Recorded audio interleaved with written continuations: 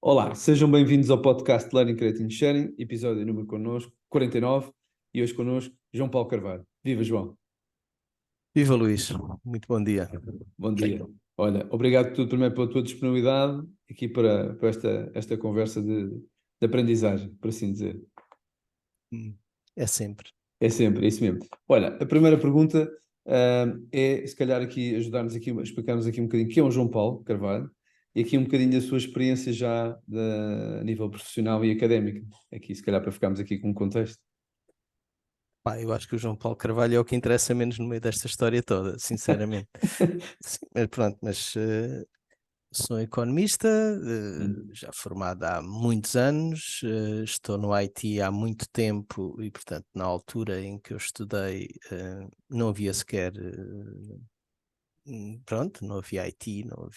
havia desenvolvimento de software, não havia nada disso, não é? Uhum. Portanto, acabei por me reconverter muito numa forma autodidata, àquilo que é a revolução tecnológica do nosso tempo, ao fim e ao cabo, não é? Uhum. Certo. Como economista era particularmente sensível a isso. Se está aqui uma coisa a acontecer que tem este impacto todo no mundo, eu tenho que fazer parte disto, não posso ficar só a assistir. Uhum. Portanto, e à medida que, sobretudo com a entrada em cena dos computadores pessoais, à medida que a transformação digital se veio a instituir como grande fator da mudança nestas últimas décadas, eu tinha que fazer parte disto.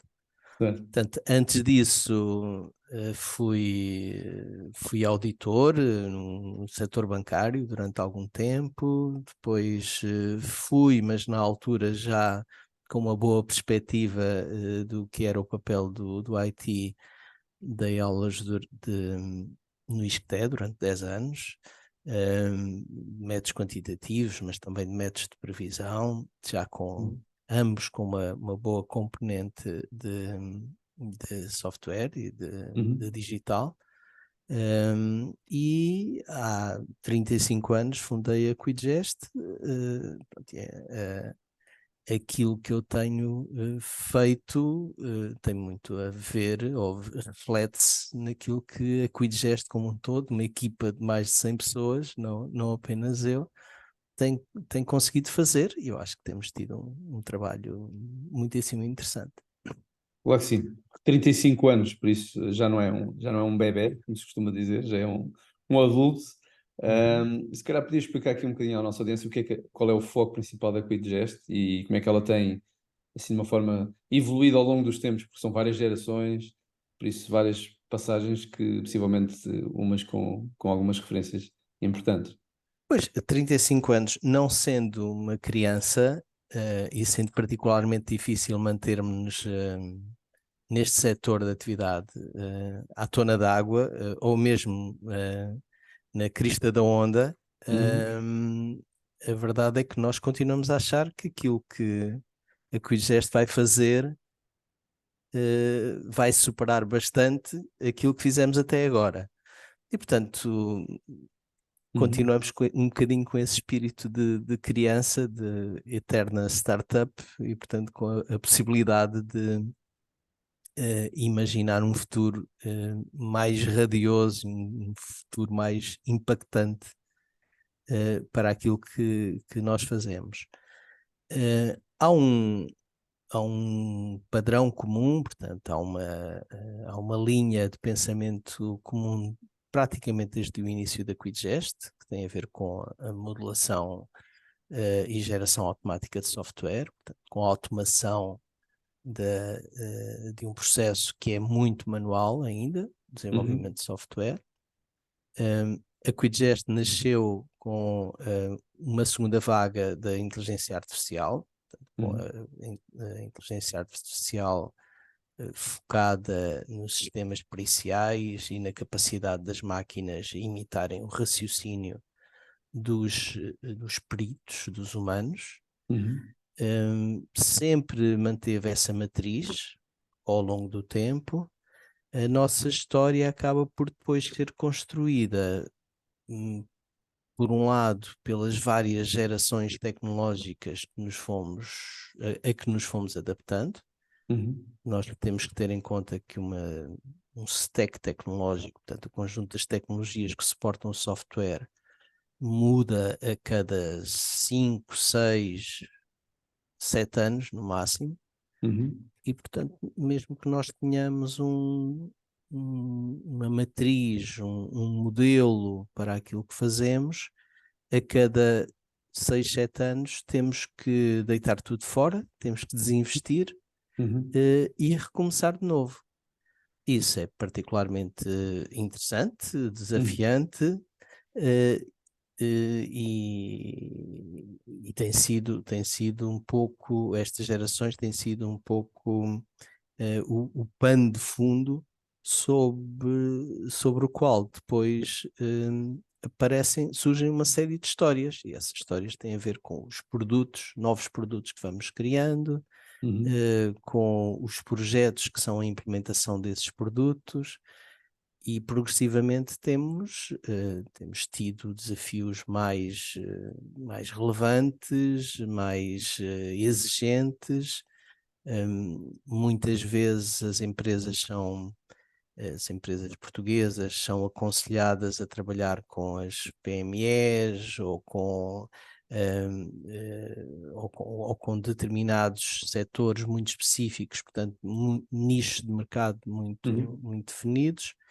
E aquilo que a Quidgest tem feito ao longo deste tempo todo é contrariar esse conselho, portanto, ser suficientemente ambicioso e heterodoxo para poder endereçar não as PMEs, mas as grandes empresas nacionais e internacionais, os governos e mesmo as entidades supranacionais, como Banco Mundial, as Nações Unidas, as agências das Nações Unidas, o Banco Interamericano para o Desenvolvimento e este género, um conjunto de entidades governamentais também bastante exigentes em Portugal e no mundo.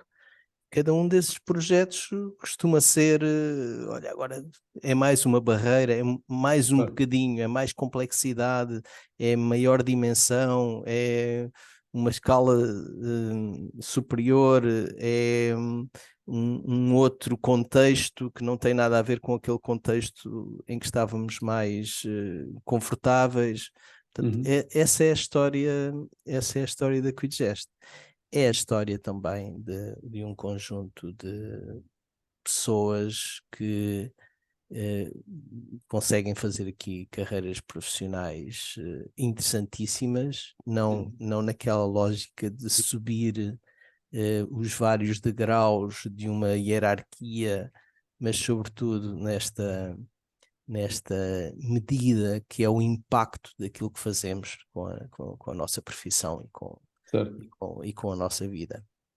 Boa. Ou seja, no fim de contas, criar impacto naquilo que fazemos. Pronto, que acho que é o propósito, não é? Isso é o que interessa mais. Eu julgo que é uma coisa que nos une a todos dentro da empresa e ao longo destes anos, das pessoas que estão cá e das pessoas que passaram por cá, que é esta ideia de que a tecnologia, o IT, tem que servir para alguma coisa.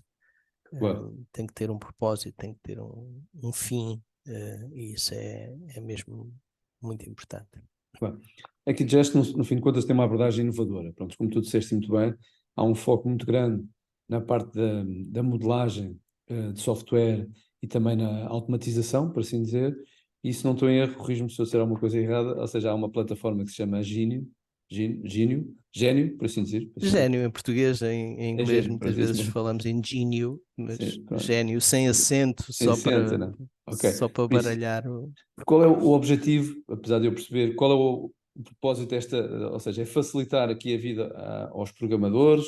Qual é os resultados que tu consideras que podem ser preponderantes quando as pessoas utilizam este tipo de plataforma? Pois, a tarefa de desenvolvimento de software é uma tarefa muito pouco produtiva, vista na forma tradicional.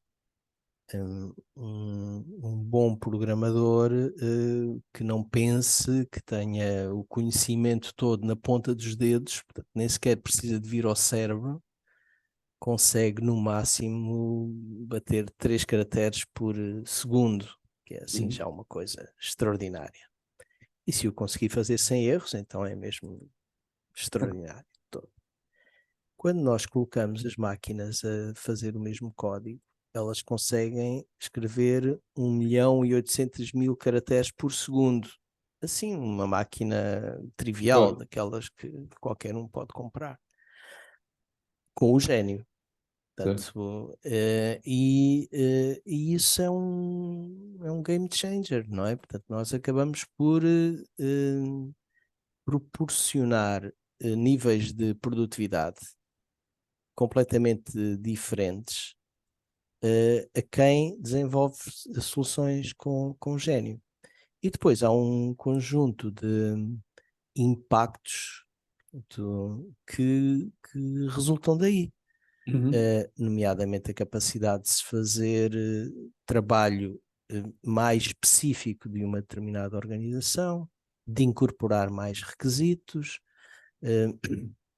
de ter mais soluções disponíveis, de mais rapidamente chegar ao mercado e apresentar uma solução. Tudo isso acaba por ter um impacto muito interessante nesta lógica ou neste cenário de fundo que é a transformação digital. Uma transformação digital que tem sido muito limitada por várias coisas. Por um lado, pela ausência, pela falta de programadores, por outro lado, pela falta de soluções adequadas, pelo falhanço de muitos projetos, nomeadamente quando nós passamos para esta dimensão global e muito grande, não é? Quando as soluções são mesmo complexas, demoram muito tempo, têm muitos processos que têm que endereçar, envolvem muitos dados, tudo isto torna mais falíveis os projetos. E como muitas das soluções que existem no mercado têm uma lógica de push, portanto são empurradas para o mercado pelos seus fornecedores, sem tanto a lógica de procurar mesmo resolver o problema ou melhorar a produtividade dos clientes finais, é um diferenciador importante e acho que deveria ser mais praticado. Sim, concordo. E acima de tudo, como tu se referiste muito bem, além do impacto, que é o objetivo, um dos objetivos, a parte da produtividade, ou seja, ser mais eficientes, e a minha percepção, até pela evolução natural da vossa plataforma, também o envolvimento da parte cada vez mais, que já existia, atenção, da parte de inteligência artificial, mas também da parte cada vez mais se fala da Generative Artificial Intelligence neste processo, de forma a que se crie soluções. Okay? Ou seja, se calhar também estão a ajudar estes próprios programadores a rentabilizá-los, mas também a mostrar que há valor a encontrar soluções e entregar soluções como um todo, não é? Isso é muito giro. Portanto, em primeiro lugar, nós podemos, há normas para isso, e é possível medir a produtividade dos programadores.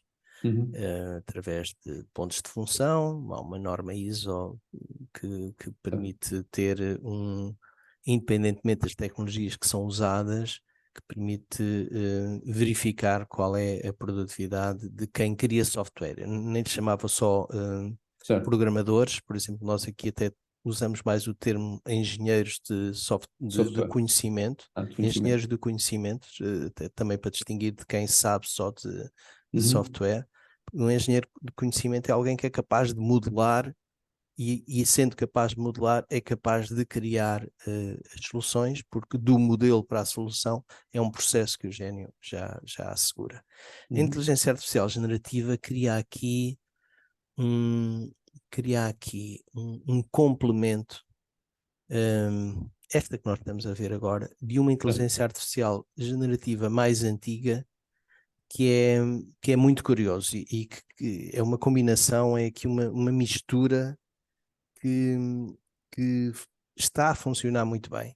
Uhum. E vamos aqui, se me permitires, Claro que deixa-me sim. aqui explicar um bocadinho o que é que eu penso brevemente sobre isto.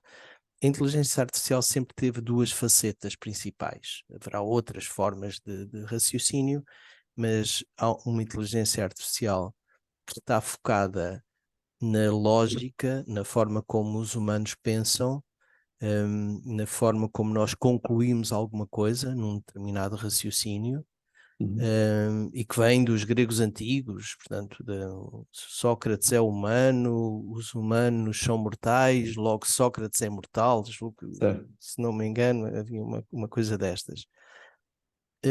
E esta inteligência artificial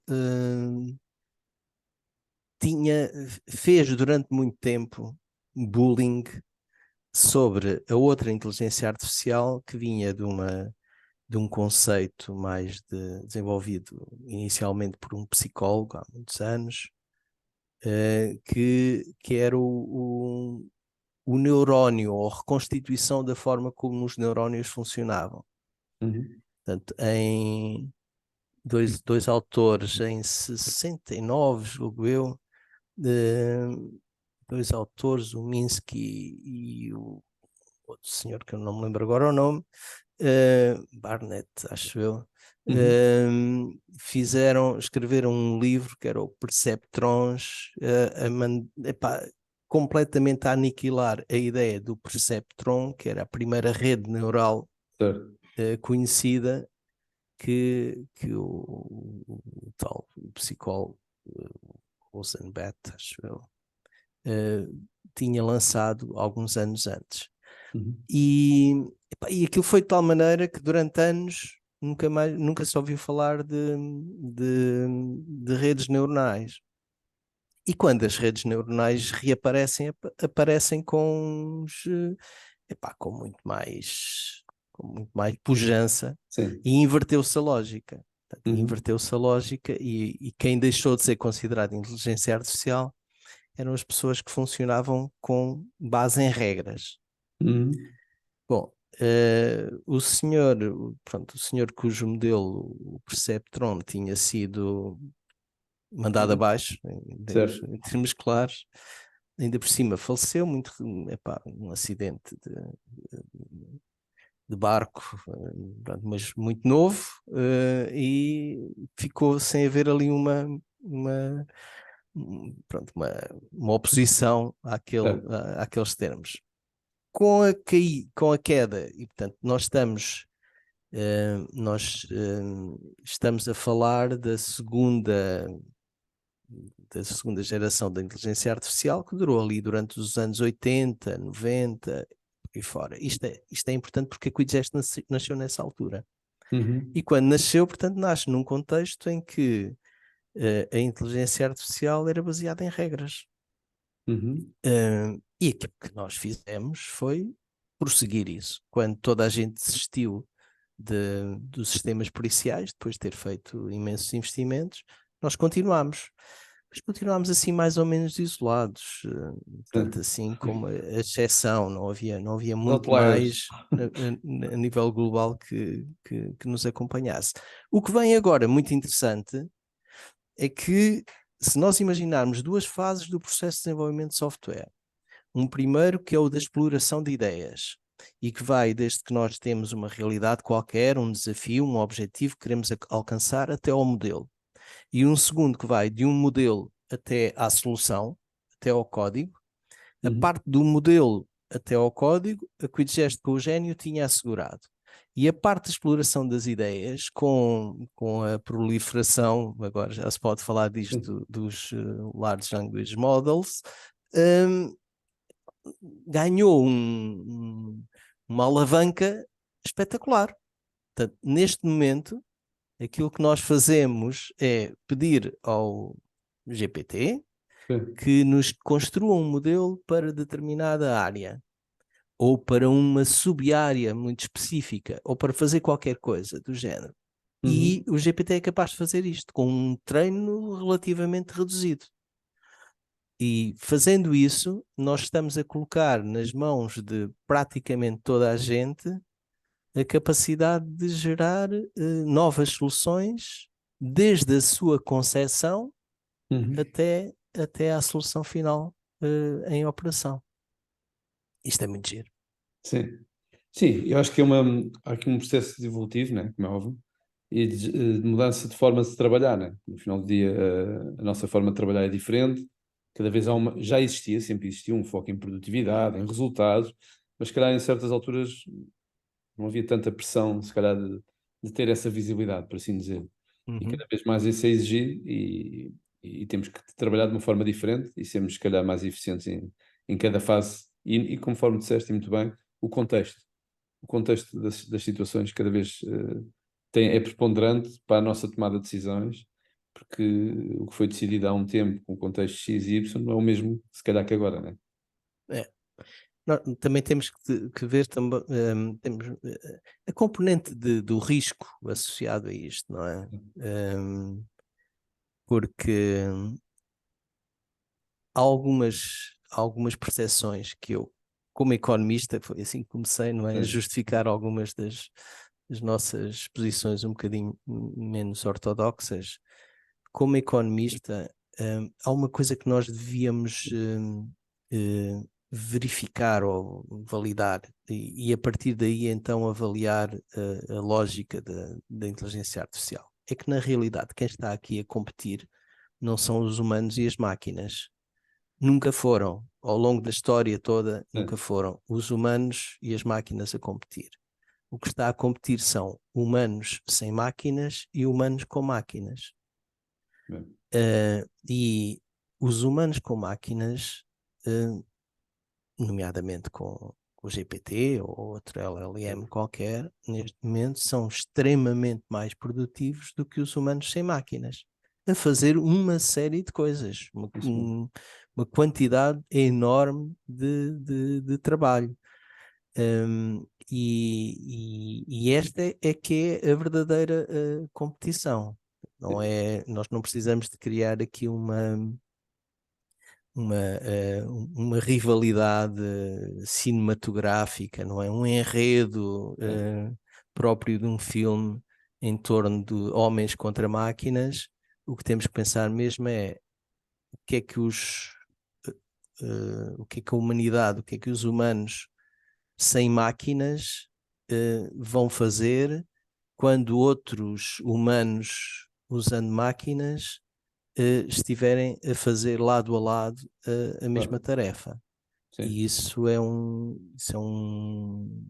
uma questão que requer algum trabalho, não é? Da nossa parte, o que gostaríamos de proporcionar era muito maior capacidade, uma democratização destas competências e é sobretudo nisso que temos trabalhado nesta lógica mais pano de fundo.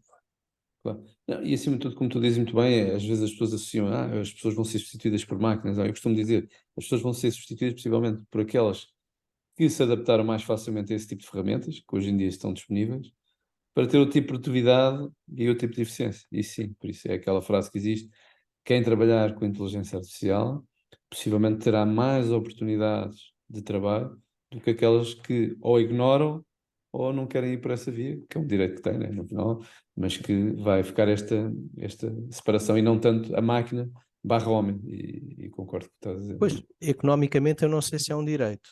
Acho que a economia vai retirar essas pessoas do sistema, da produção. Sim, sim. E, portanto, elas já estão desempregadas, só que ainda não sabem. Isso, pronto, não é exclusivamente um problema das pessoas, mas é o problema que a sociedade como um todo tem que procurar resolver. Diz-me uma coisa, João, conforme referiste, ou seja, a QuickGest tem uma presença global, trabalha em vários países, mas no final do dia, eu costumo dizer, um dos maiores desafios possivelmente será culturas, por isso culturas diferentes, formas de trabalhar diferentes. Como é que vocês tentam trabalhar esta diversidade, vamos chamar de mercados diferentes, mas que no final do dia eu costumo dizer, as empresas são feitas por pessoas, ok? Como é que nós integramos isto tudo quando temos que entregar soluções, temos de ser mais produtivos, temos de ser mais eficientes? Como é que a gente tenta aqui, de uma certa forma, criar aqui valor, vá, por assim dizer? Uma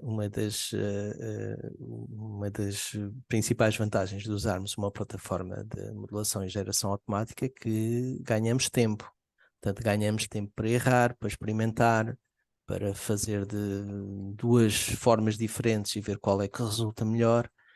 E isso acaba por ser importantíssimo, sobretudo quando em projetos por esse mundo fora, os requisitos não estão completamente definidos ou não são corretamente percebidos.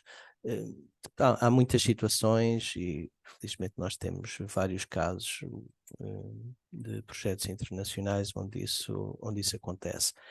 Mas de uma forma geral a Quidgest dá-se bem com com esse enquadramento. Não fosse a Quidgest uma empresa portuguesa.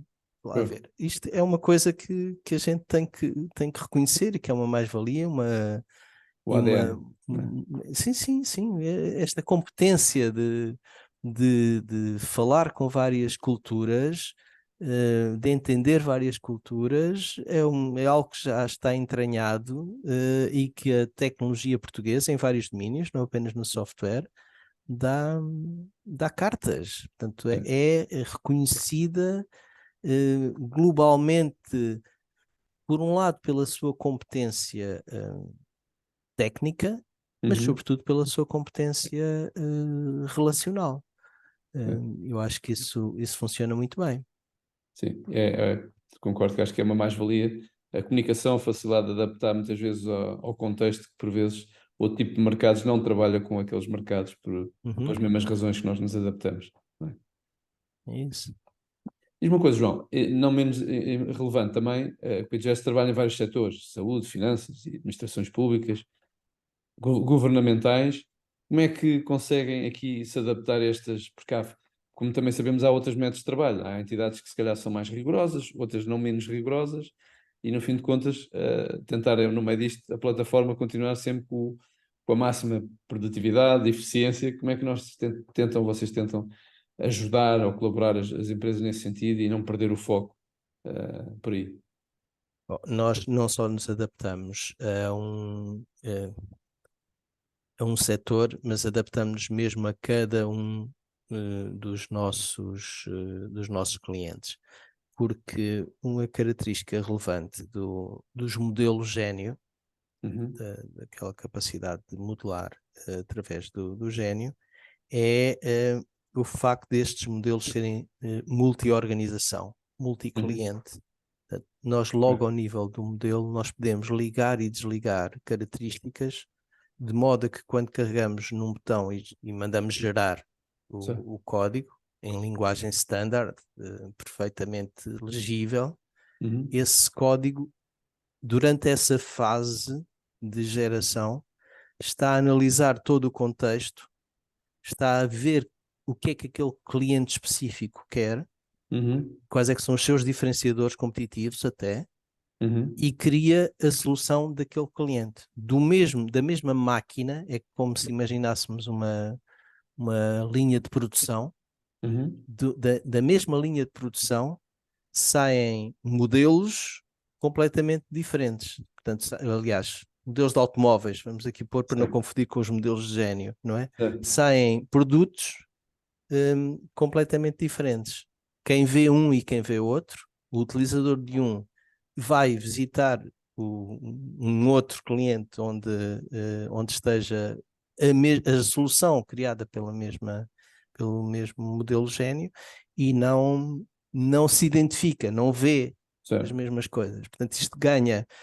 E o que é que isto permite? Permite que, para todas aquelas soluções que não são distintivas, que são obrigatórias, ou pelo regulador impor, ou pela legislação, ou pela prática comum impor, não há nenhuma diferença. Quando se altera de um lado, fica alterado para todos.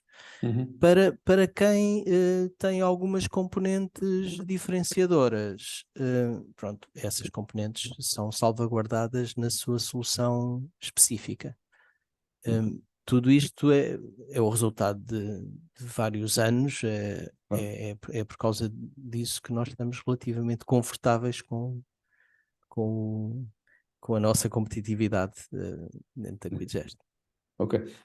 Quando vocês vão ter como empresa, e porque há sistemas legados e tudo o resto, como é que vocês tentam aqui fazer este jogo? Porque há desafios, não é?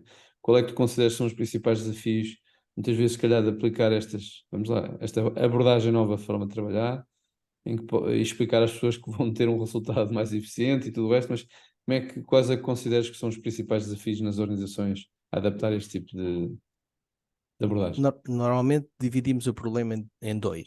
Esses sistemas são realmente, portanto, a substituição de sistemas legados é relativamente fácil como projeto, porque não há dúvidas sobre o âmbito. O primeiro âmbito é substituir aquilo que lá está, fazer exatamente igual. E Uhum. nós conseguimos fazer isso, porque modelamos, olhamos, não precisamos de código, não precisamos. A estrutura de dados dá muito jeito, porque os Claro. dados, como sabes, são. Sim.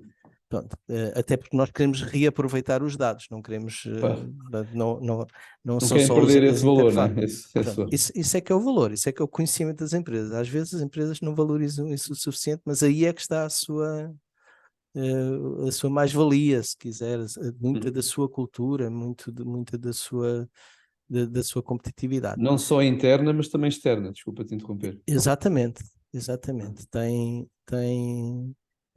Há uma, portanto, há uma subavaliação do papel dos dados que não, pronto, não deveria acontecer. Mas numa primeira fase o que nós fazemos é, aproveitando todos os dados, a maior parte da estrutura de dados, com relativamente poucas alterações e com exatamente o mesmo desafio, o mesmo âmbito do sistema que estamos a substituir, colocamos tudo aquilo, modelamos e colocamos tudo em Gênio. Uhum. E a partir daí, a partir do momento em que entra em velocidade de cruzeiro, isso aproveitamos uma das facilidades do Gênio, que é o facto de não ser necessário lembrarmos de um requisito ou corrigir um erro o mais cedo Uhum. possível, porque a partir daí já seria um custo proibitivo. Isso não Claro. acontece com o Gênio, o custo é mais ou menos semelhante ao longo de toda a vida útil do projeto, e a partir daí há todo o processo de melhoria contínua Claro. que é necessário para um sistema de informação continuar a ser importante e válido. Ok. Como tu referiste, João, houve uma altura que referiste, corrijo-me, sobre que vocês trabalham com as Nações Unidas, ou trabalham. Houve algum projeto que vocês sentiram que houve efetivamente uma contribuição de causa social ou ambiental, porque eu sei que isto também é muito falado, vocês se Uhum. sintam que fizeram parte desse projeto, nesse sentido, não Epá, só na parte do gênio, mas no resultado final? sim, não, há coisas de que nos orgulhamos muito, não é? Nós fazemos, por exemplo, uma solução para a gestão de todos os recursos hídricos de Angola. Isto tem um impacto, Brutal. sobretudo sendo a água cada vez um recurso mais crítico, umas vezes escasso, outras vezes por excesso, não é? É Uhum. uma coisa importantíssima. A integração de veteranos de guerra em Timor-Leste e em El Salvador. Neste caso, nós fomos para Timor-Leste em 2006, criar uma lógica de compensação aos veteranos de guerra, portanto, a quem tinha Uhum. participado na luta pela independência com os indonésios, e isso teve um efeito pacificador, eh, provavelmente equivalente ou superior Certo, ao batalhão da GNR, que foi ao mesmo tempo que nós certo. fomos, porque foi mexer efetivamente naquilo que estava em causa. O empreendedorismo no feminino do Kiribis, que é retirar as moças daquele ciclo de engravidar aos 13 anos, sair da escola e reproduzir a vida das Uhum. mães, não é? O Kiribis é um projeto extraordinário. Soluções para a prevenção de branqueamento de capitais e financiamento do terrorismo, a própria Academia Gênio, para ter mais pessoas em mais países com capacidade de acompanhar esta revolução tecnológica. Temos um número enorme de soluções que nos enchem de orgulho e que dão o tal propósito que nós achamos que é um fator comum da nossa cultura e de quem trabalha na Quidgest. Muitos parabéns a ti e a toda a equipa, porque acho que é às vezes esse extra mile que nos faz continuar a acreditar que o que estamos a fazer está aí no caminho certo, não é? Vale a pena. É isso mesmo. Não fugindo do fator económico, como é óbvio, sendo tu economista, mas Uhum. também nos diz, ok, estamos a ter aqui impacto também na vida das outras pessoas, não é? Mas a economia cada vez mais é isso, não é? Portanto, a Certo. economia ao longo dos anos tem trazido para a sua esfera coisas que antes estavam de fora, sei lá, Uhum. a internalização dos custos com a poluição ou com a reciclagem, ou tudo isso passou a estar dentro da própria economia, está na formação do preço, Isso mesmo. não é? E isso, a economia acho que sabe lidar bem com isso, mas sabe explicar mal, porque a maior parte pronto, o público tende a olhar para a economia como a procura do lucro pelas empresas e pouco mais, e não, pois, não pode ser. Talvez aí também uma falta de literacia nesse sentido, talvez. Pronto, não digo que seja só responsabilidade dos governos, mas talvez algumas empresas, se calhar, não poder simplificar, comunicar isto de uma forma, se calhar, como tu estás aqui a partilhar 2 ou 3 exemplos em que qualquer pessoa percebe o impacto. Já nem se lembra porque é o software, já nem se lembra qual é o código que está lá, isso já não interessa. Interessa o impacto que é criado nessas. E isso acho que é bastante interessante.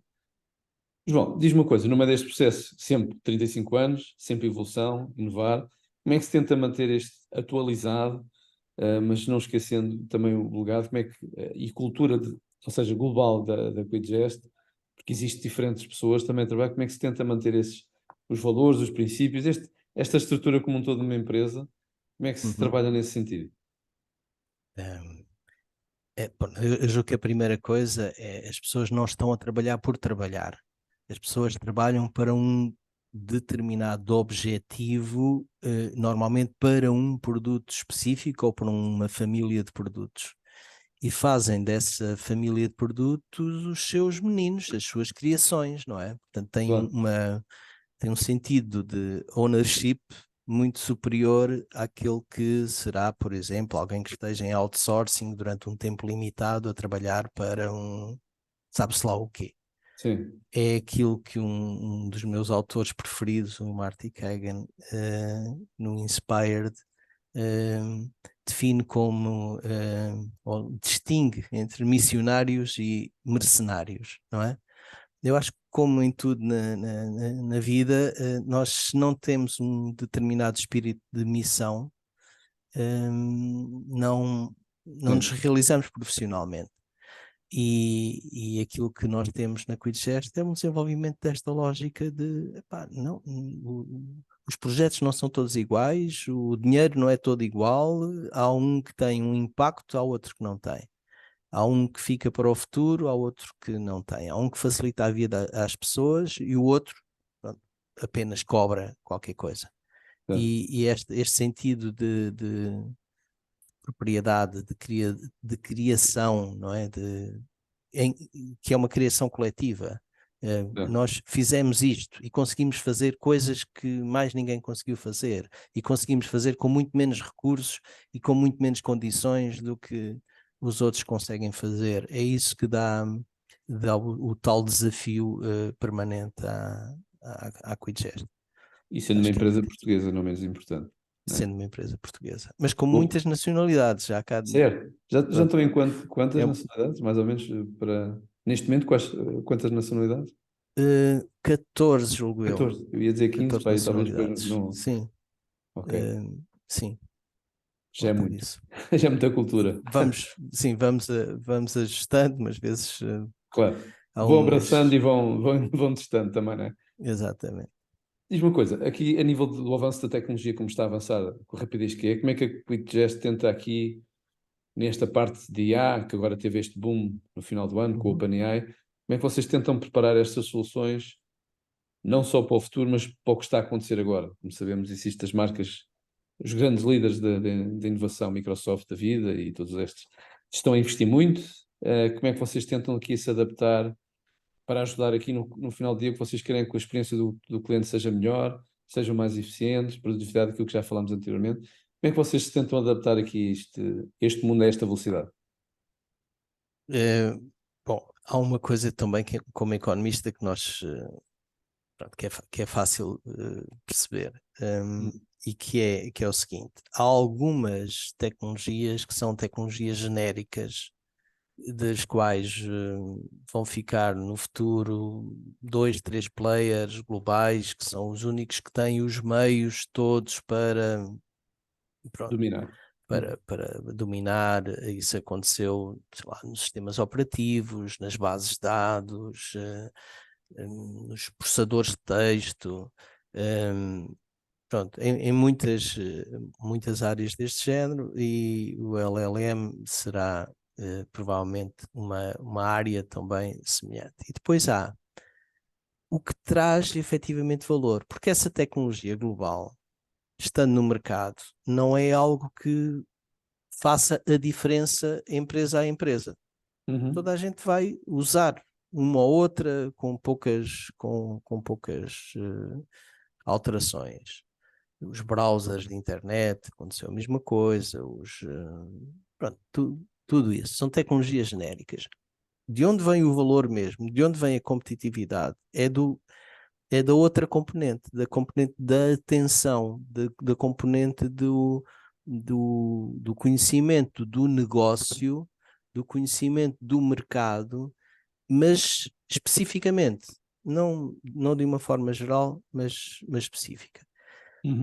E aí, aquilo que nós fazemos é interagir o melhor possível com a inteligência artificial generativa, que está aí, que está disponível, e depois manter todo o foco no particular, no cliente que temos à nossa frente, no setor que tem uma determinada evolução, e de modo a proporcionar-lhe vantagens competitivas alargadas, ampliadas. E isto funciona bem. Nós, neste momento, o que vemos aqui a emergir são os assistentes de código, os code assistants, como o Copilot e assim. E ao longo destes anos todos, destes 35 anos, nós verificamos que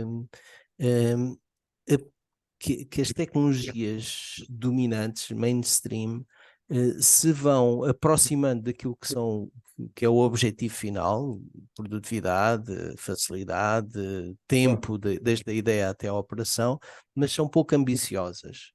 Aquilo que nós sentimos é que fazemos muito mais, conseguimos fazer muito mais do que um Code Assistant neste momento. Porquê? Porque um Code Assistant, se nós quisermos tirar alguma coisa, precisamos ou de umas 20 interações, portanto, e iterações, 20 conversas para progressivamente chegarmos àquilo que queremos, e aquilo que obtemos são 5 páginas de código, e mesmo dentro dessas 5 páginas de código depois temos que as ir rever e perceber se aquilo faz exatamente aquilo que nós lhe pedimos. Assim, o que nós fazemos é carregar num botão, portanto, uma única interação, obter centenas de milhares de páginas de código para criar soluções mesmo complexas, ERPs, sistemas core, coisas do género. Portanto, fica aquela sensação de que mesmo o que está a emergir é pouco ambicioso. Poderia ser, no futuro, provavelmente haverá algumas coisas que serão mais desenvolvidas. Mas isto também tem a ver com aquela questão que colocámos anteriormente: a inteligência artificial generativa atual ser neuronal, portanto, ser baseada no deep learning e nestes contextos, e ignorar ou omitir a outra componente baseada em regras. E se nós queremos, numa primeira fase, ter o explorador e o conhecimento enciclopédico de um chat GPT. Sim. Numa segunda fase, o que nós queremos é ter um processo controlado, rastreável, onde é possível identificar a origem de qualquer código, bem escrito ou mal escrito, mas de forma a permitir uma auditoria, permitir uma melhoria, permitir Sim. não ser aleatório. E esta fusão ainda não está, não está ainda no horizonte da inteligência artificial Certo. da Microsoft, da Google, dos grandes players internacionais. Eu acho que há um aproveitamento, da minha sensibilidade, um aproveitamento aqui, hype, né? Isto agora está, como dizemos assim, na moda, e tenta-se pôr aqui um conjunto de ferramentas e depois há muito ruído, como eu costumo dizer. Depois temos de fazer a filtragem de efetivamente aquilo que vai criar valor no nosso dia-a-dia, até porque há aqui uma parte, e que vocês têm esse exemplo internamente, com a Academia do Gênio, que é, nós podemos ter as melhores ferramentas do mundo, mas se não formarmos as pessoas, elas não vão tirar partido daquilo. Por Claro. isso, por isso há aqui eu acho que também ainda estamos numa fase muito embrionária, apesar que a inteligência artificial, 1940 e pouco, quando o John McCartney e o teste do Turing e tudo o resto, mas ainda estamos numa fase muito embrionária, não sabemos como vamos fazer. Neste momento existe muita informação, como sabemos diariamente saem startups, empresas, ferramenta A e B, e eu às vezes costumo dizer, tá bem, mas temos que fazer, e acho que aí foi o que tu estavas a focar há bocadinho, é que o Quickchest tem um foco, continua a ter o mesmo foco, que é, ok, vamos perceber qual é o problema do cliente, há um conjunto de ferramentas novas a aparecerem, com IA ou sem IA, e como é que nós podemos ajudar, no final do dia, eles a entregarem valor ao seu ecossistema. Pronto, é a minha percepção, e acho que é esse o vosso foco, não tirar o foco do problema. Se é com IA ou com outro nome tão bonito como há pouco tempo era blockchain, e amanhã pode ser o metaverso, ou seja lá o que for, mas é esta rapidez de agilidade deste processo, é a minha sensibilidade. Mas este é muito mais impactante, este Sim, movimento da IA. Afeta sim, toda a gente, não é? pá, certo. Enquanto que o blockchain é só para quem Sim, quiser, queria, pronto, era ali a margem de população que sim, gosta de arriscar um bocadinho. Aqui isto é uma coisa mais à séria, digo eu. sim, também é mais global. Olha, Uhum. João, aqui se calhar já para quase para o final, eu queria te perguntar aqui mais a nível pessoal, algum livro, algum filme, gostasses de recomendar aqui à nossa audiência? E pá, livros há muitos. Eu tenho uma Certo, acredito que biblioteca sim. atrás, eu adoro livros, nomeadamente nesta procura de incessantemente ter organizações melhores. Eh, Alguns que eu gosto em particular é o Mindset da Carol Dweck, Certo. com aquela ideia do growth mindset, que é a nossa atitude perante os problemas que nos molda, Uhum, não o sermos mais ou menos inteligentes. Portanto, o growth mindset, a ideia de que a inteligência é uma coisa em crescimento uhum, e que mexe com os desafios, acho que é muito interessante.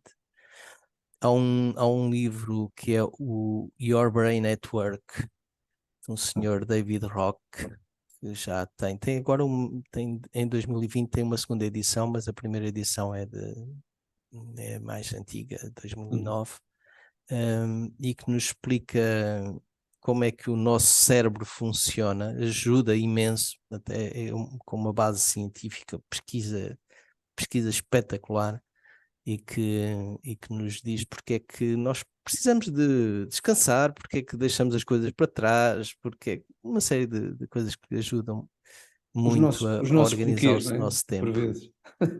Exatamente.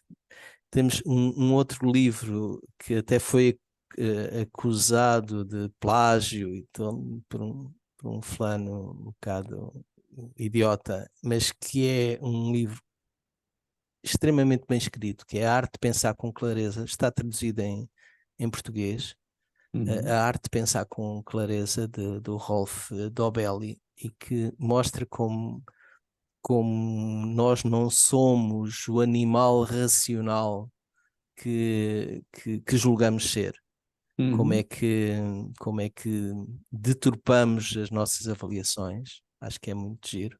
E aquele que já falei há bocado, do Inspire, Inspire. do Martin Kagan, eu acho que é aquele livro que se gostaria de ter escrito Pronto. por ser inspiracional, sim. Acho que é. Boa. João, algum conselho que já te deram que tu guardes como referência? Possivelmente muitos, mas alguns mais que tu. Sabes que à medida que a gente vai ficando, que ficamos velhos, não nos dão conselhos, não é? Portanto, acaba por ser. Aliás, uma coisa que eu aprendi, acho que nem foi um conselho, que aprendi há muitos anos atrás, que é se nós queremos motivar alguém mais novo que nós, damos-lhe um elogio, se alguém mais velho, pedimos-lhe um conselho.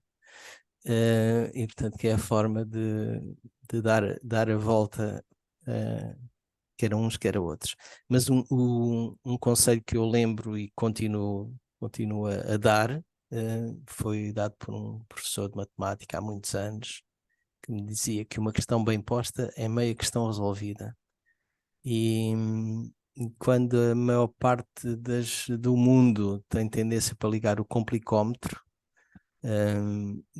perceber as coisas, colocar as questões de uma forma que facilita a resposta, que já é meia resposta, é muitíssimo importante, porque muitas vezes estamos a colocar as questões, de uma forma errada. Sim.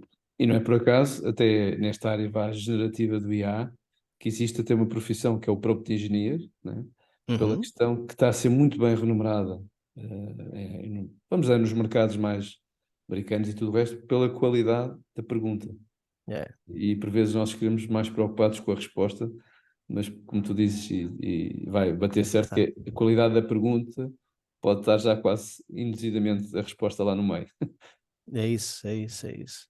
É uma das Bom, razões porque eu gosto do GPT, é essa. boa. Última pergunta e talvez a mais fácil destas todas. Algum hobby no teu dia a dia que possas partilhar? Pá, tenho vários, tenho vários. Gosto de correr, mas não contem comigo num ginásio, não gosto disso, é demasiado fechado.